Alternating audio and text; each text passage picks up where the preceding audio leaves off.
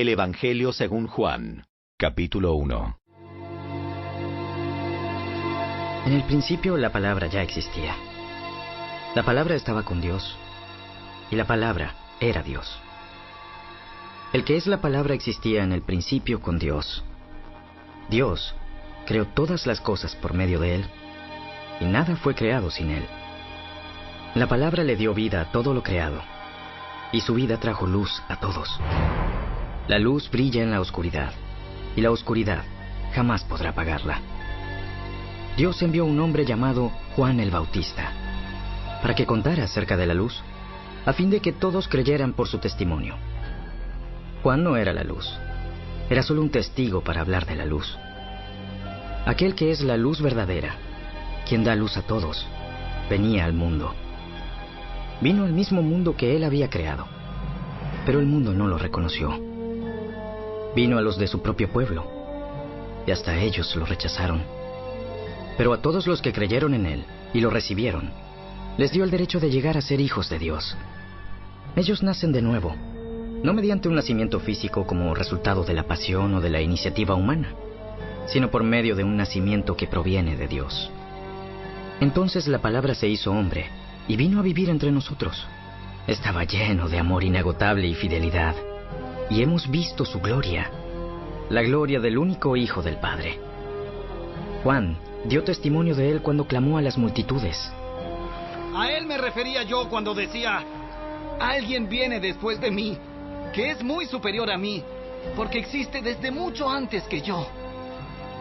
De su abundancia, todos hemos recibido una bendición inmerecida tras otra. Pues la ley fue dada por medio de Moisés, pero el amor inagotable de Dios y su fidelidad vinieron por medio de Jesucristo. Nadie ha visto jamás a Dios, pero el único, que es Dios, está íntimamente ligado al Padre. Él nos ha revelado a Dios.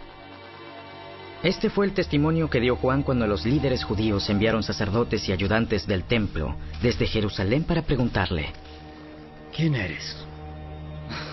Yo no soy el Mesías. Bien, entonces, ¿quién eres? ¿Eres Elías? No.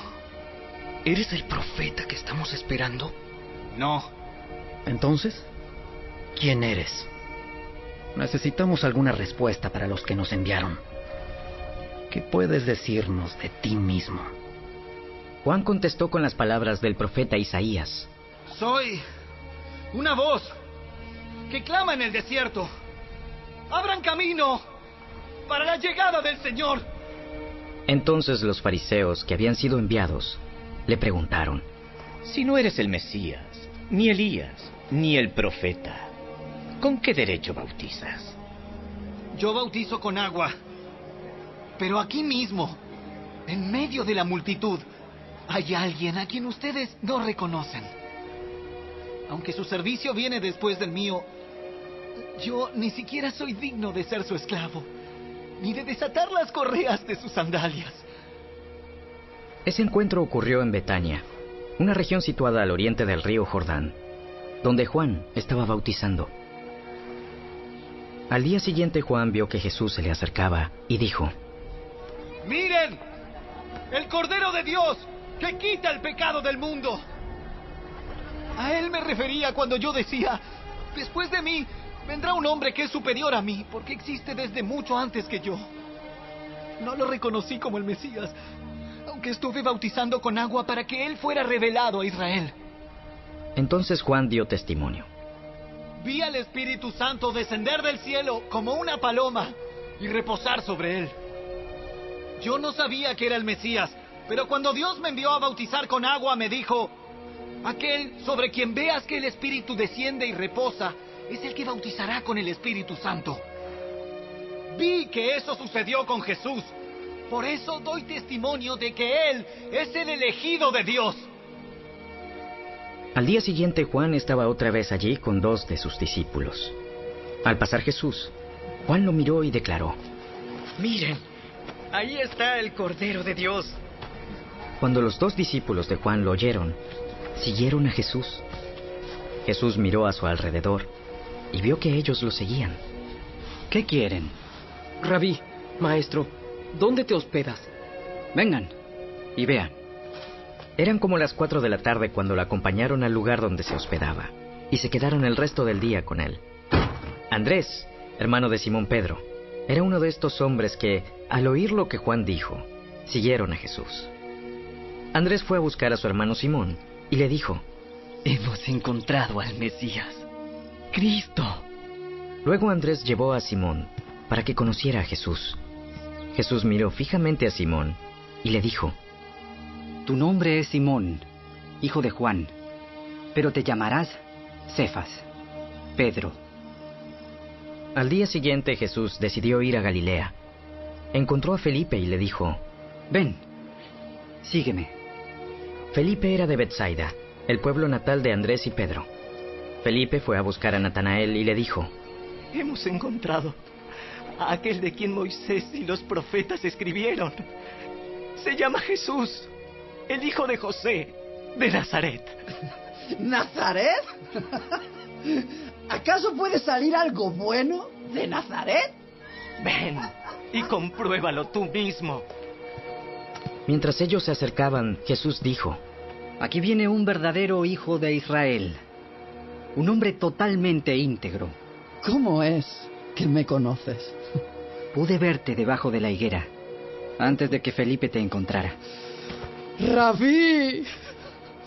Tú eres el Hijo de Dios, el Rey de Israel. ¿Crees eso solo porque te dije que te había visto debajo de la higuera? Verás cosas más grandes que esta. Les digo la verdad. Todos ustedes verán el cielo abierto y a los ángeles de Dios subiendo y bajando sobre el Hijo del Hombre, quien es la escalera entre el cielo y la tierra.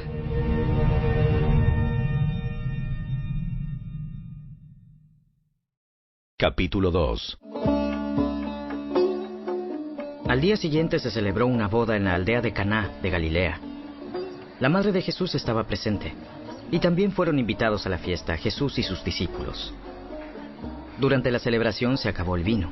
Entonces la madre de Jesús le dijo: Se quedaron sin vino. Apreciada mujer, ese no es nuestro problema. Todavía no ha llegado mi momento. Sin embargo, su madre les dijo a los sirvientes: Hagan lo que él les diga. Cerca de allí había 6 tinajas de piedra, que se usaban para el lavado ceremonial de los judíos. Cada tinaja tenía una capacidad de entre 75 a 113 litros. Jesús les dijo a los sirvientes: Llenen las tinajas con agua. Una vez que las tinajas estuvieron llenas, les dijo: Ahora saquen un poco y llévenselo al maestro de ceremonias. Así que los sirvientes siguieron sus indicaciones. Cuando el maestro de ceremonias probó el agua, que ahora era vino, sin saber de dónde provenía, aunque por supuesto los sirvientes sí lo sabían, mandó a llamar al novio. Un anfitrión siempre sirve el mejor vino primero. Y una vez que todos han bebido bastante, comienza a ofrecer el vino más barato. Pero tú has guardado el mejor vino hasta ahora. Esta señal milagrosa en Caná de Galilea marcó la primera vez que Jesús reveló su gloria, y sus discípulos creyeron en él. Después de la boda, se fue unos días a Capernaum con su madre, sus hermanos y sus discípulos. Se acercaba la fecha de la celebración de la Pascua judía, así que Jesús fue a Jerusalén. Vio que en la zona del templo había unos comerciantes que vendían ganado, ovejas y palomas para los sacrificios. Vio a otros que estaban en sus mesas cambiando dinero extranjero. Jesús se hizo un látigo con unas cuerdas y expulsó a todos del templo. Echó las ovejas y el ganado, arrojó por el suelo las monedas de los cambistas y les volteó las mesas. Luego se dirigió a los que vendían palomas y les dijo: ¡Saquen todas esas cosas de aquí! ¡Dejen de convertir la casa de mi padre en un mercado! Entonces sus discípulos recordaron la profecía de las Escrituras que dice: El celo por la casa de Dios me consumirá. Pero los líderes judíos exigieron: ¿Qué estás haciendo? Si Dios te dio autoridad para hacer esto, muéstranos una señal milagrosa que lo compruebe. De acuerdo. Destruyan este templo y en 3 días lo levantaré. ¿Qué dices? Tardaron 46 años en construir este templo. ¿Y tú puedes reconstruirlo en 3 días? ¡Ah! Pero cuando Jesús dijo este templo, se refería a su propio cuerpo. Después que resucitó de los muertos, sus discípulos recordaron que había dicho esto y creyeron en las Escrituras y también en lo que Jesús había dicho. Debido a las señales milagrosas que Jesús hizo en Jerusalén durante la celebración de la Pascua, muchos comenzaron a confiar en él. Pero Jesús no confiaba en ellos, porque conocía todo acerca de las personas. No hacía falta que nadie le dijera sobre la naturaleza humana, pues él sabía lo que había en el corazón de cada persona.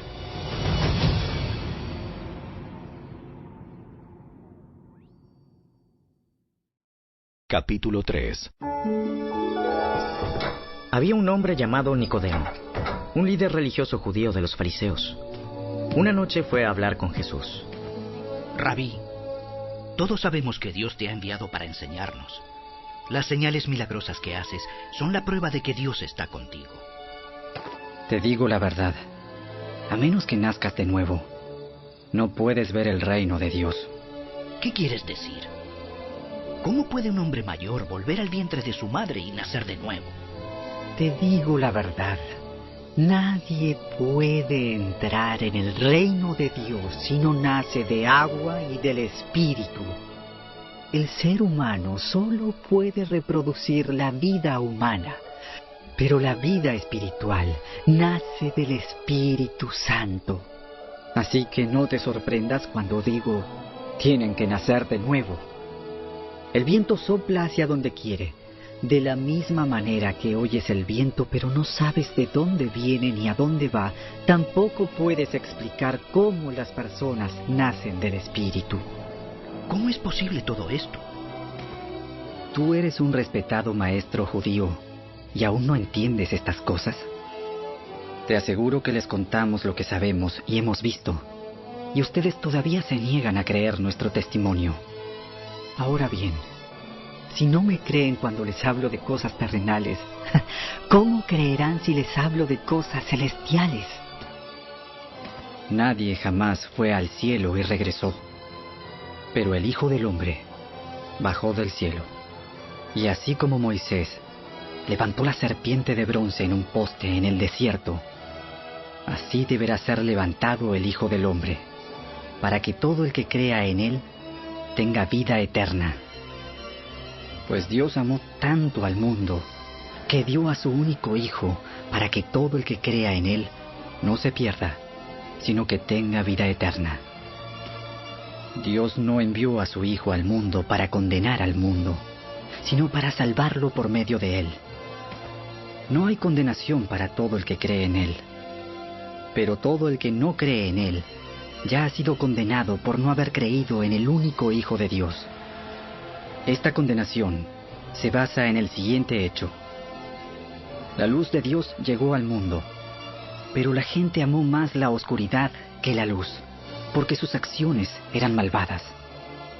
Todos los que hacen el mal odian la luz y se niegan a acercarse a ella, porque temen que sus pecados queden al descubierto. Pero los que hacen lo correcto se acercan a la luz, para que otros puedan ver que están haciendo lo que Dios quiere. Luego Jesús y sus discípulos salieron de Jerusalén y se fueron al campo de Judea.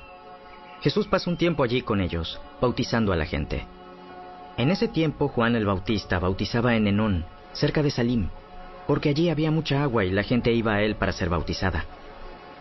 Eso ocurrió antes de que metieran a Juan en la cárcel. Surgió un debate entre los discípulos de Juan y cierto judío acerca de la purificación ceremonial.